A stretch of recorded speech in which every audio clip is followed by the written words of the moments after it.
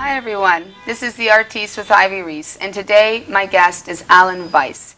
He is an author and the Associate Professor of English and Humanities at York University and the Chair of the Biennial Academic Conference on Canadian Science Fiction and Fantasy. He has published both mainstream and sci-fi fantasy books, among many other academic papers. His short story collections include The Living Room by Boheme Press, Making the Rounds, which is a story about a Jewish wizard and his telepathic horse, and his most recent book, Telescope, by Guernica Editions, just launched this fall 2019, which we will talk about in a few moments. Today, we will be looking at how literature affects every moment of our lives. And we will take a peek at the sci-fi, fantasy, dystopian, and utopian genres, and look at how science fiction novels have not only changed legislation in the recent past, but how they ask the hardest questions of all. Allan, how are you? Very good. Thanks a lot. So how is it that society is affected by literature? It's affected in so many different ways. And one of the things that I noted a few years ago was in science fiction, you have, for example, stories about cloning. Mm-hmm. And for the first time ever, I think, we had legislation that was actually inspired by science fiction, or at least speculation about cloning, and that the law was changed to ensure that, for example, human cloning was outlawed before we were actually able to do it. We usually just react to things that happen, scientific developments that are made, and in this case, we reacted before we could actually do the thing, which was kind of remarkable. It was under the Chrétien government, if I recall, right? As far as I can recall it, too, yeah. That what they did was they outlawed human cloning to ensure that they were responding to a possible problem rather than reacting to one that already existed. Yeah, and sci-fi actually, before Pandora's box is opened, it has asked hard questions about the atomic bomb. That's right. And many other topics you talk about that. I mean, we have Dr. Strangelove, of course, from Stanley Kubrick. Yep. And some other novels. That's right. The Manhattan Project asked a what if question, did it not? Well, what you get are, in speculative literature generally, you have these as what if questions. What if we could create a human being in the lab? And that's what we see with Frankenstein. And what happens is that such texts ask the big questions. What does it mean to be human? If you could create a being in the lab that would seem to be human, is that creature actually human? And what does it mean to be human? And the other big question that science fiction more specifically asks is, what is our responsibility for our own creations? What do we have to do to ensure that when we create something new, we take responsibility for what we've created and to anticipate the possible problems? With the Manhattan Project, these scientists were out there making an atomic bomb and then only really thought about the consequences after they'd finished. Along the way, for example, one of the scientists said, it's possible that we will ignite the entire atmosphere once we set off this test. That didn't stop them from pushing the button. And that brings us to the Frankenstein question as well. Obviously, Mary Shelley's book from the early 1800s. And you ask your students, is Frankenstein a creature or is he a human? Is the creature human? Yeah. And what do they say? They're often divided about it. At one time, you used to hear students say, far more often than nowadays, the creature is not human because he doesn't have a soul. And then I say, what's a soul? Can you define a soul? Can you find it? And we ask all sorts of other questions about whether the creature is human. And students come up with all sorts of answers to them. Does the creature, for example, have moral responsibility? That's usually one of the definitions of being human. And they say, well, no, his problems are entirely caused by Victor Frankenstein. Really? Well, the creature says pretty clearly that he knows what's good and what's evil, and he's going to choose the evil side. Doesn't that mean that he has a sense of morality? Doesn't that mean that he's taking moral responsibility, and doesn't that make him more human? He'd like to blame Victor for everything. But he doesn't. He can't. Yeah. Because he absolutely chooses what he's going to do and why. And if he's going to take revenge, if he's going to act based on a moral choice rather than something like pure instinct, that actually makes him more human, and therefore bears responsibility for everything that he does. And he can't simply say, well, my creator abandoned me. Well, you've pointed out that actually the evil is more so that Frankenstein actually created the monster and abandoned the monster without any moral or ethical principles behind taking responsibility for his creation. That's the thing, that Victor, it's a question in the novel. Is the wrong that Victor Frankenstein does creating the being in the first place, or is it that he takes no responsibility for the creature once the creature exists and opens his eyes? Victor's attitude is, wow, look at the horrible thing I made. I don't want anything more to do with it, and just abandons the poor guy. Yeah. And much of the tragedy that results is caused by that abandonment. And I'm not absolutely sure whether Shelley is saying it's wrong to play God and make human beings, which seems to be the message of the novel. But Or is it wrong, once you've created something, to renounce any responsibility for it? yeah. Which is the real message of the novel? And it's not completely clear, and we've spent the past 200 years trying to figure that out and debating what it is that Victor actually does wrong in Mary Shelley's eyes. Now that brings me to, I can't help but thinking about Albert Einstein. Like, he actually said that one of his biggest regret was creating the atomic bomb, and that is a rare example of somebody taking responsibility for, and it's not, he didn't even press the button, but he took responsibility for his invention, and that's a rare example of someone taking responsibility for their. That's right. Yeah. He wrote a letter to Roosevelt saying that we can and should develop this bomb, and then afterward regretted what he had said. Yeah. And it is a rare instance, because often what scientists do is they say, we bear no responsibility for what we have discovered, what we have invented.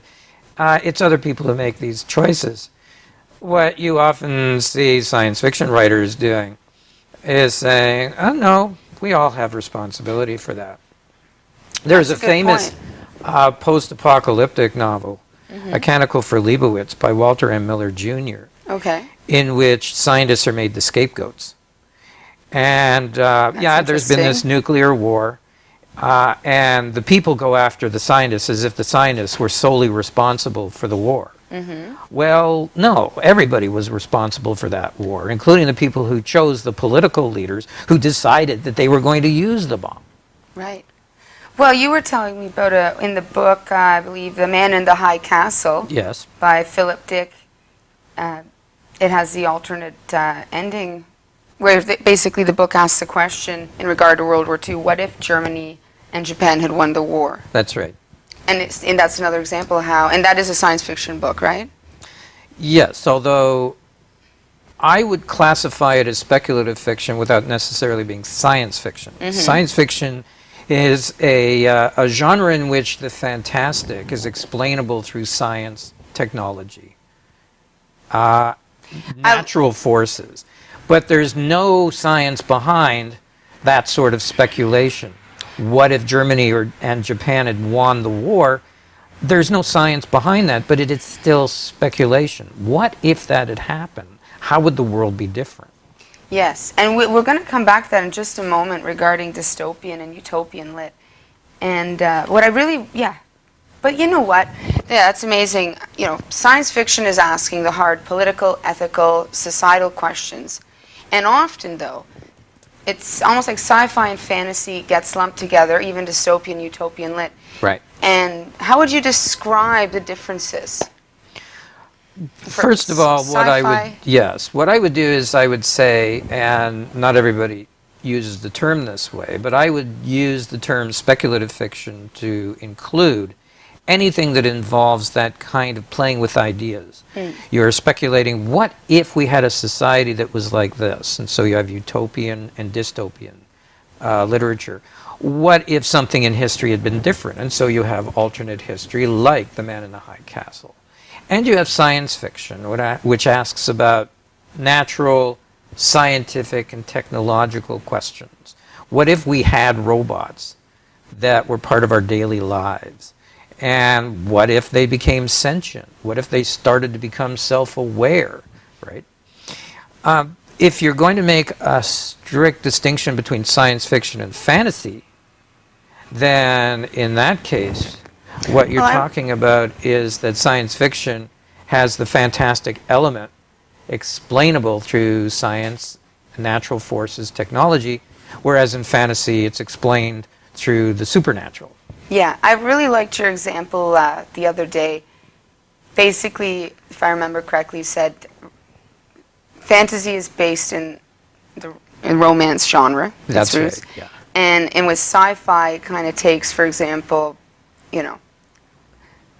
you had used the teleporting example, and how the suspension of disbelief is actually easier with fantasy. And I don't know, you should tell us about it, but we can, imagine if you want to transport across the campus. Right. And the, energy of it, but what would actually happen. That's right.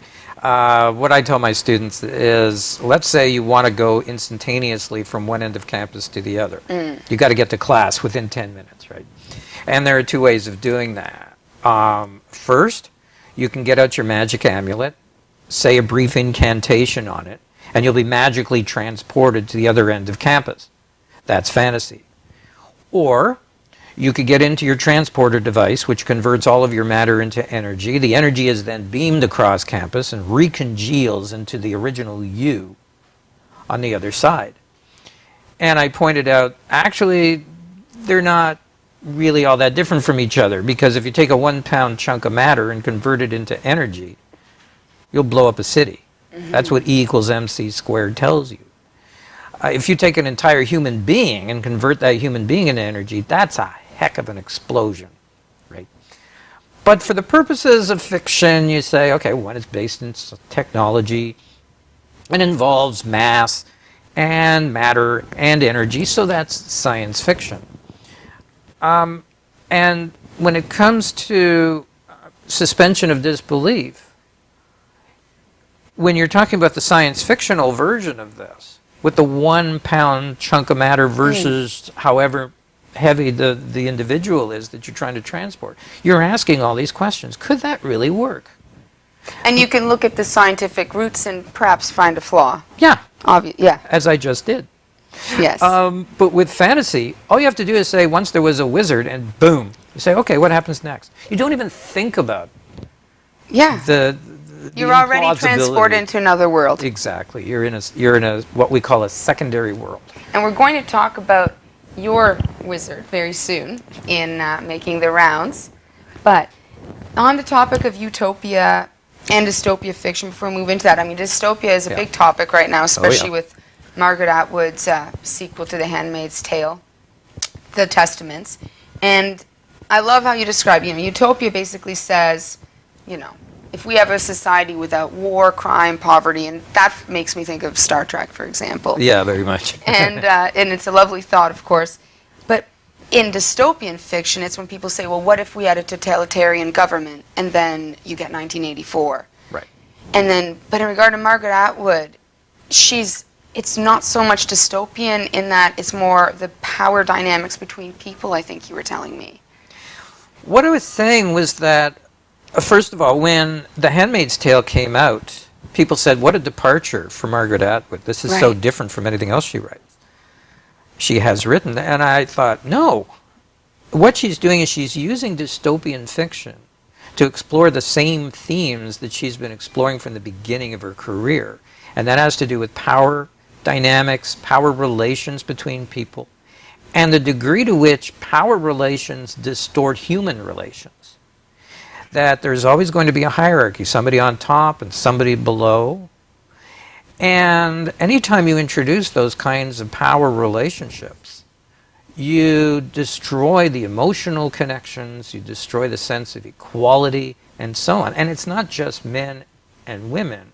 If you read the Handmaid's Tale carefully, it's not only men exercising power over women, but men exercising power over other men, women exercising power over other women, and women exercising power over men.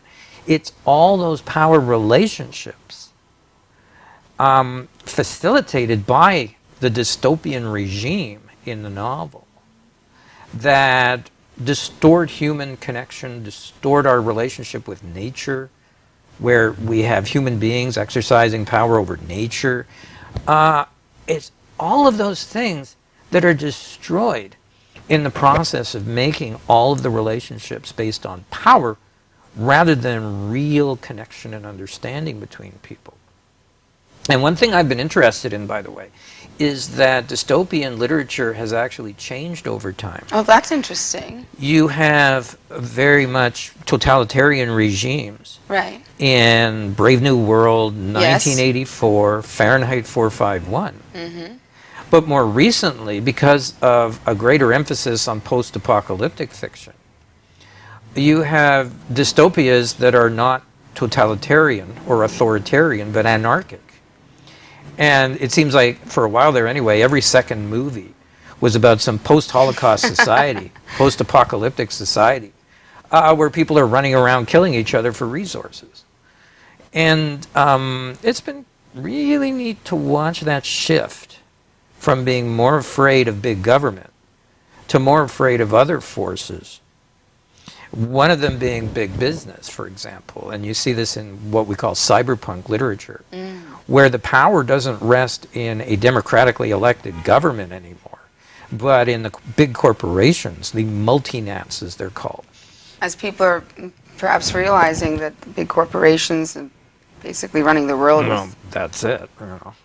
So again, sci-fi is drawing attention to and making the parallels between the realities that are actually existing in our current society right now. Exactly. Before even the scientific papers are maybe asking yet. That's right. And we call that extrapolation. You take the current trend, the society or technology or anything like that, and you extend it into the future and you say, what would happen if this trend continued? What would happen if our computers became more intelligent and even sentient? What would happen if the corporations had so much power that governments were pretty much wiped off the map completely? And it just goes on and on like that we have these extrapolations of current trends, current situations, extend them into the future and ask, what if this continued? Absolutely. And I'd just like to point out, I love your observation on Margaret Atwood. I mean, even her, one of her biggest poetry collections was called Power Politics. That's right. And from the 70s, I believe. And that theme has been throughout. And you have an overarching theme as well. You've told me it's belief. That's right. And the challenges in coping with what you believe in. Now, now let's tell people about this book. Okay. So, there's a Jewish wizard, Yes. Eliezer, and his telepathic horse.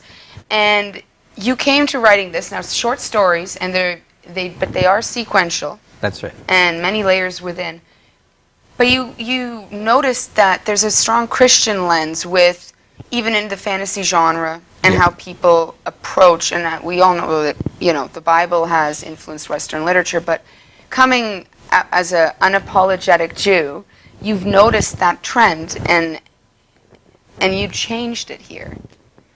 What happened was, when I was a kid, I would read all these fantasy stories. Right. And they would all involve these big, hulking, young Celtic heroes, the Conan the Barbarian type, right? And I thought, wouldn't it be funny if instead of a muscular young guy as the hero, what about an old Jewish man with arthritis. Yeah, I was going to say. And I thought that would be a lot of fun to write about.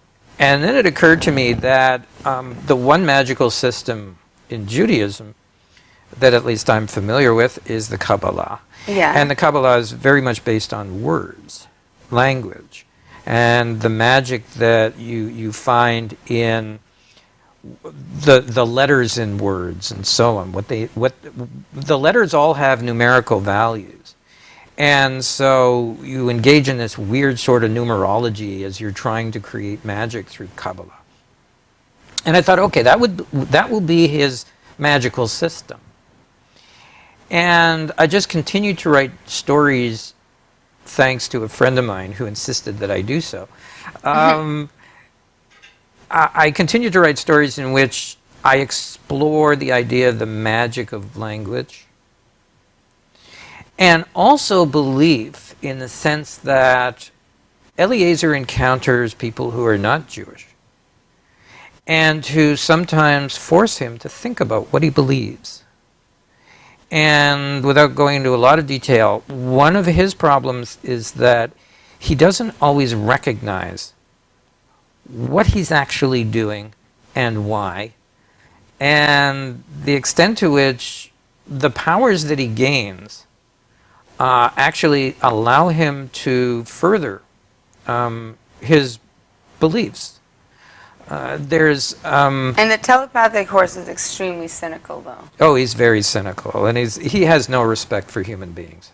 He thinks they're idiots. And he's the foil. He's the guy who sometimes challenges the wizard, and often actually figures out the mystery the answer to the mystery before Eliezer does. And you've injected a lot of humor, tongue-in-cheek humor into this book. Yeah. I mean, one thing you were telling me is kind of, what was it? The wizard that doesn't is not a jeweler. That was that was an idea for a video book trailer. Oh right, Yeah. yes. Making the rounds, the book about a wizard who isn't in the jewelry business. Yeah, because Which is an allusion to Lord of the Rings. Yes, of course. I don't know if I can get away with that, though. So, but it was an idea I had. But yeah, in Jewish literature, humor plays a very large role, in Jewish culture generally. And it was inevitable that I would make the stories humorous. Well, you opened my eyes quite a bit, though, telling me about such as your experiences growing up, and when you were talking, I think you were in a lecture somewhere, but Yeah. about like for example, I think we often take it for granted if we're from a Christian background that if you see a woman in a painting in a blue cloak, you very readily understand it's the Virgin Mary. Right. Whereas someone from another religion might not clue in, even in a museum setting or wherever. It's not necessarily explained in any image or depiction of Christianity in this case. And you were talking about that, and Yeah. you had some. Yeah, tell us. Okay, well, it was just sort of a given that we would know Christian things as we were studying literature. Right. Yes. We would always be expected to know Christian thought. We were expected to know not just the Old Testament, but the New. And so you couldn't read certain writers without knowing that background. And one of them was James Joyce. And I was taking a course on Joyce when I was an undergrad. And the professor was pointing to a scene and said, and it was a symbolic scene, and he said, "No, what does that remind you of?" And we're all supposed to know that. We're all supposed to know what it was symbolizing. And of course nobody had an answer because we've kind of lost a lot of our cultural knowledge. Right. At one time, anybody could go into a church, see a woman in a blue coat, know that was the Virgin Mary because that's the distinguishing mark, right? Anyway, we're all sitting around and we're totally puzzled. And the professor goes, "Communion!" And I sat there thinking, I'm Jewish. What do I know from communion? Yeah. And I thought, okay, well, I'm expected to know all this Christian stuff in order to get Western literature. Wow. Anyway, I would write out of my own Jewish tradition. Yeah. And I thought, over time, and I came more and more to this idea, okay, if I'm expected to learn all of this Western literature, English, French, whatever, if I'm supposed to learn all this Christian stuff in order to understand that literature, when I write about Jewish things, you have to learn about my tradition, my cultural background. I'm not going, I'll explain certain things. Sure. I mean, I do explain a fair bit of the Jewish background in Making the Rounds. But ultimately, I'm not going to feel as if I have to educate other people. If I had to learn about their traditions, they should have to learn about mine. And if there's something they don't know, as I often did when I was reading literature from a different cultural background, look it up. Yeah.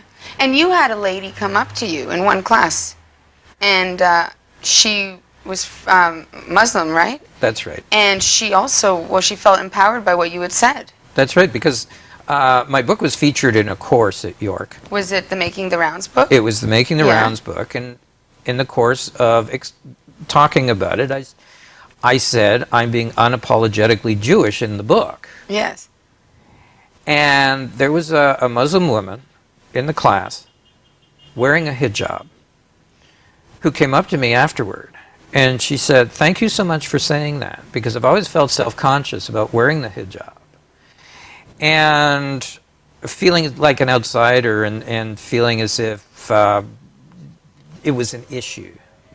And she said, when you said that about being unapologetically Jewish, I felt, as you say, empowered to be unapologetically who I am, which is a woman who wears a hijab.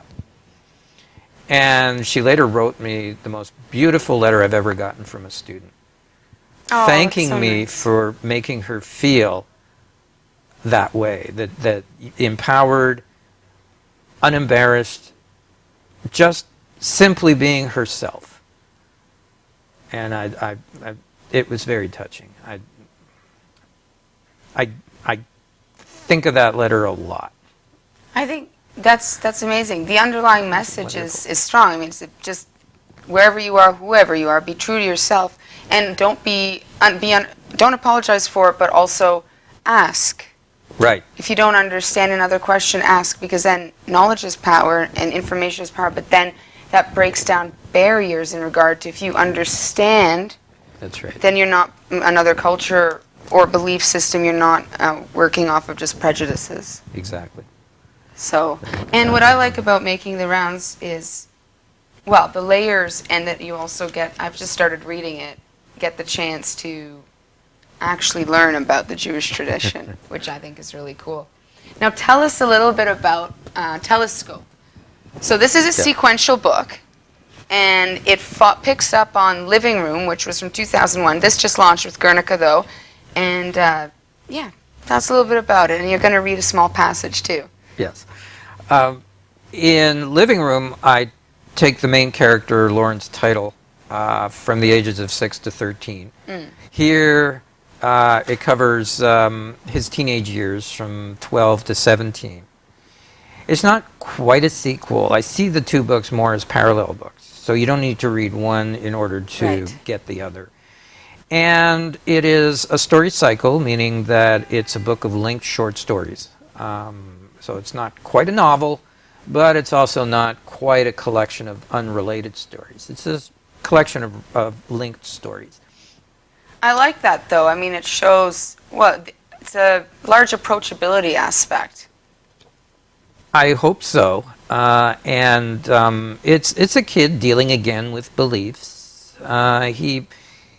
He's been raised in a secular Jewish family, and I'm going to be reading from a scene that illustrates that. And he's struggling with his own beliefs because he's been raised to be Jewish, but the family isn't particularly observant. Right. And he's thinking, well, aren't we supposed to go to synagogue every Saturday? Yeah, do you really want to miss your Saturday morning cartoons? No, not really. So it's getting conflicted like that. Very conflicted, yeah.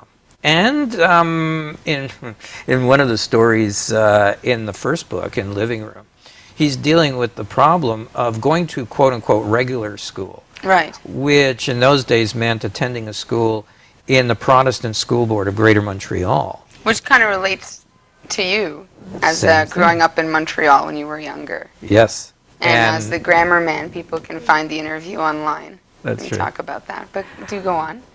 And anyway, in regular school, he'd be singing hymns. He'd be saying the Lord's Prayer. And he'd be making Santa Clauses out of construction paper and cotton. And then he would go for an hour and a half twice a week to Hebrew school, where he would learn the other side. He would learn about Hanukkah. And just trying to figure out where he fits into all of this. So it's this duality. Yeah. And then this book, Telescope, picks up when he's 13 or 12? When he's 12, And then to 17. 17, and they move to a different part of Montreal, to a suburb. And he has to deal with all sorts of things about the transition from one life to another that's kind of different. But also, again, facing some of the same questions about what does he really believe, especially as he's learning more about science. And in the title story, the conflict is between two definitions of heavens, heaven and heavens. Yes. Because the astronomical books would refer to the sky as the heavens. But then there's the religious heaven, and he has to choose between those two. Yeah. That makes me think of when you mentioned when talking about the commandments and how thou shalt not worship other gods before me, and you'd read an academic paper that talked about El and Jehovah, which brings up the question, well, then are there other gods? Because Judaism is severely monolithic, I think you said. That's right, yeah. And that was so kind of, but we don't have time to get into that today, No, that's- unfortunately. But, so Clark Blaze actually reviewed Telescope and compared this and said that if The Simpsons were a novel or closely connected stories, it would be called Telescope by Allan Weiss. I think that's kind of cool. So what are you going to It's read? very... Yeah. Okay. That makes it approachable. What am I going to read? Yeah. I'm Do we going need to know read- anything before we hear? Okay. What we would do every Passover is my mother would make a Passover order, which is going to the supermarket and buying all the kosher for Passover foods. Right. And this is from the story called Passover Order. And I'm just going to read about a page worth of what it was like to endure Passover Okay. as a kid. Yeah. From the Jewish lens. From the Jewish lens, but from the secular Jewish lens. Okay.